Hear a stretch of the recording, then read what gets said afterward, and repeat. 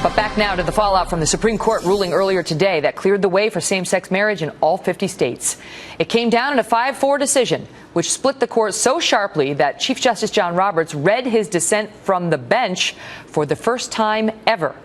Joining us to explain what the ruling means and what it does not, Jonathan Turley, constitutional attorney and professor at the George Washington University Law School.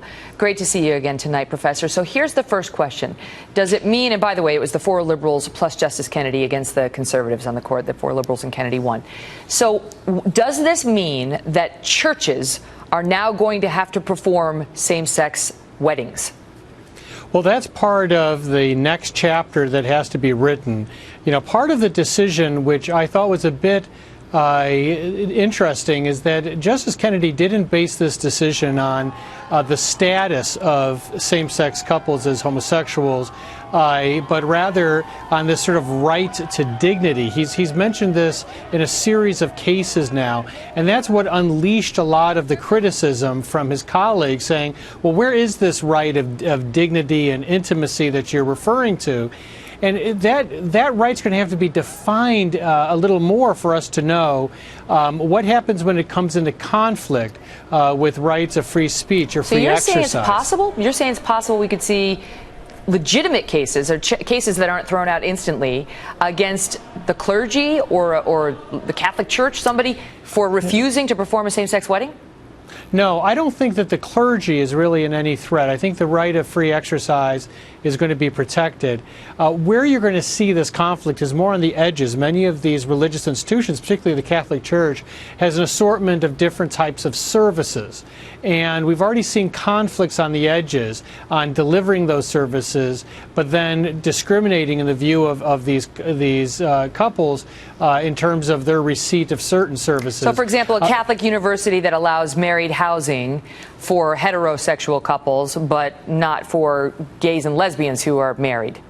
I think that's where you're going to see it, on the edges. And then you're going to see a very interesting conflict over things like bakeries and photographers. So far, the courts have been ruling against them and saying that they can be fined, they can be sanctioned for failing to offer their services to same-sex couples. And part of the confusion that's going to come out of this opinion is, once again, this somewhat ambiguous right, since it wasn't focused on their status. They didn't create a protected class around homosexuals as a group.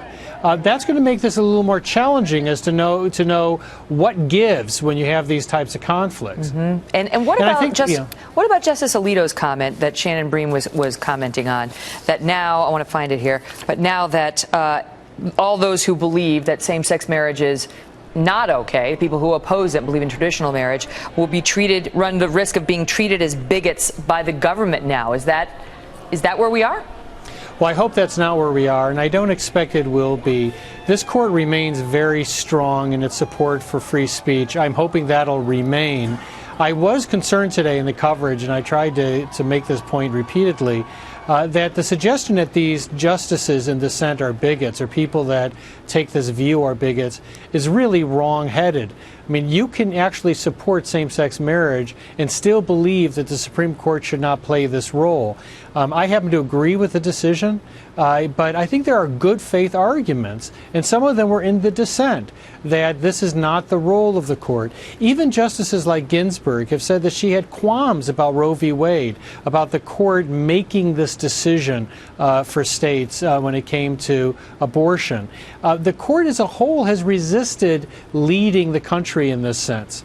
And so I really regret some of the overheated rhetoric that you've seen directed at the dissenting justices. Mm-hmm. It's unfortunate. They're all good faith jurists up there trying to do their best, and they have different ideological prisms, it's true, but it is sad when you see them personally attacked so viciously, whether it's the conservatives or the liberals who get hit after these decisions.